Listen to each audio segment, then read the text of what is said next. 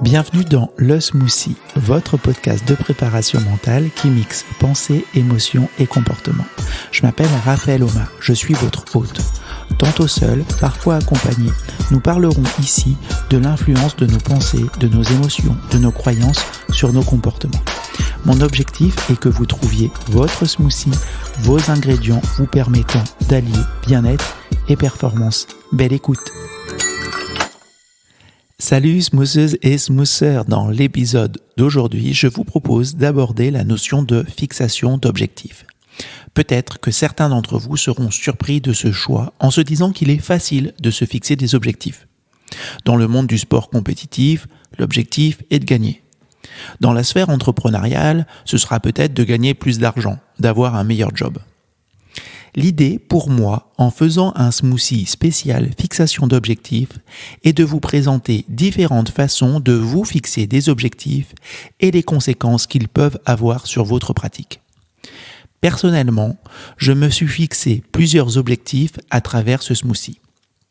Le premier, qui m'est venu en tête, était d'être le plus clair possible. C'est un objectif de performance. Afin de vous donner l'envie de mettre en place une fixation d'objectifs qui soit adaptée. C'est un objectif de résultat.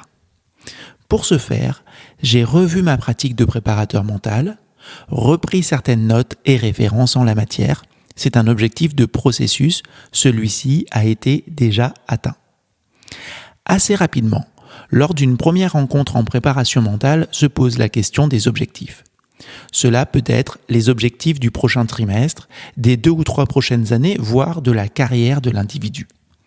La plupart du temps, que ce soit dans le domaine sportif ou entrepreneurial, les réponses formulées tournent autour des notions telles que être sélectionné pour les championnats 2, être dans les 3 meilleures équipes pour jouer dans la division supérieure l'an prochain, avoir plus de clients, être un leader, jouer plus de matchs et marquer plus de buts que l'autre attaquant de mon équipe, etc., etc. Ces objectifs sont importants et utiles. Cependant, ils ne doivent pas être exclusifs. Je m'explique. En préparation mentale, l'un des éléments sur lequel je me permets d'insister, parfois lourdement, est de se fixer sur les éléments que l'on maîtrise. Il est important d'agir sur ce que l'on peut directement influencer. Se fixer comme unique objectif la victoire au prochain match ou la signature de 3 nouveaux clients dans la semaine peut devenir un élément stressant car non maîtrisable. La victoire ne dépend pas que de mon niveau de performance, mais également de celui de mon adversaire. La signature de contrat ne dépend pas uniquement de ma prestation. De plus, si c'est le seul objectif fixé, il y a alors 2 inconvénients majeurs. Premièrement, s'il n'est pas atteint, on a tout raté. Nous n'avons pas d'informations sur les moyens à mettre en œuvre pour atteindre cet objectif de résultat, ce qui peut être stressant. Je veux aller là-bas, c'est important pour moi et il y a un enjeu, mais je ne sais pas comment faire. Ça, c'est le deuxième inconvénient. Dans le cas fréquent d'objectifs orientés uniquement vers un résultat, le préparateur mental veille à proposer d'autres approches de la situation.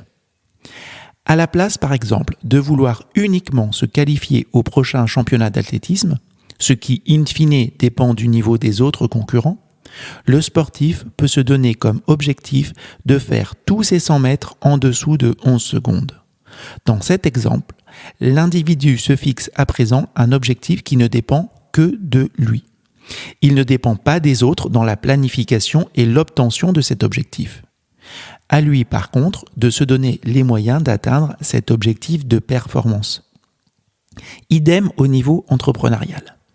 Avoir 3 nouveaux clients cette semaine ne dépend pas uniquement de l'entrepreneur.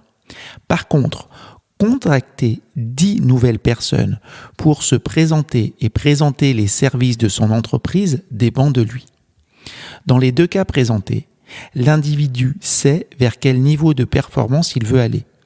Il lui reste à fixer de quelle manière il s'y prend pour y arriver. Nous arrivons à présent sur le niveau d'objectif le plus maîtrisable, l'objectif de processus.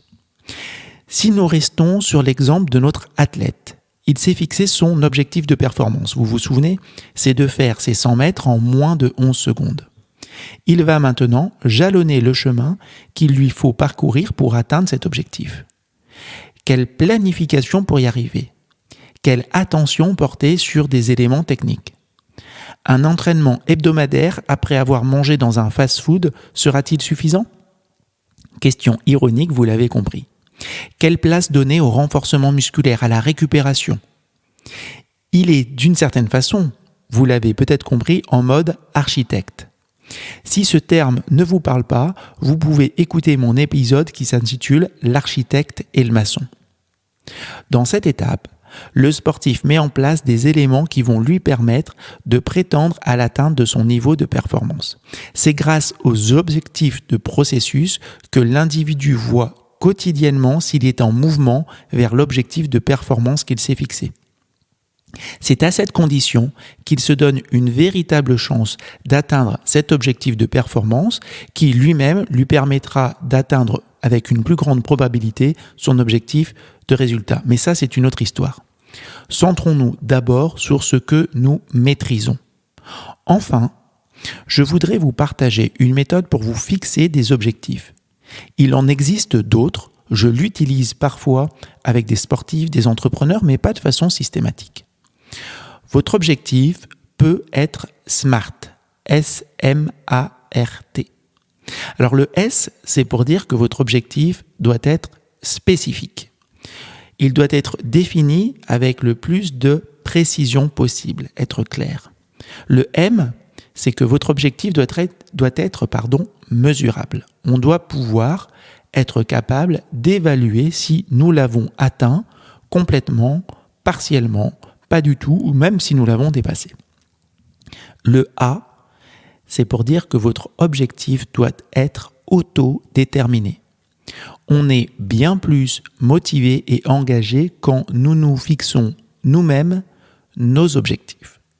Le R, c'est dire qu'il doit être réalisable, réaliste. On parle parfois de décalage optimal. Il doit être challengeant pour me motiver, mais il ne doit pas être inaccessible, ce qui créerait un stress et pourrait m'amener à ne pas passer à l'action. Et enfin, le T, il doit être défini dans le temps. On doit avoir une échéance à l'atteinte de cet objectif. Ainsi, si votre objectif est SMART, ou si en tout cas votre objectif est clairement fixé, vous augmentez votre motivation, votre abnégation, votre capacité d'apprentissage car vous orientez votre attention vers des éléments clairement définis, notamment au niveau des objectifs. Et vous augmentez également votre estime de vous-même. Ça vaut le coup de tenter, non ?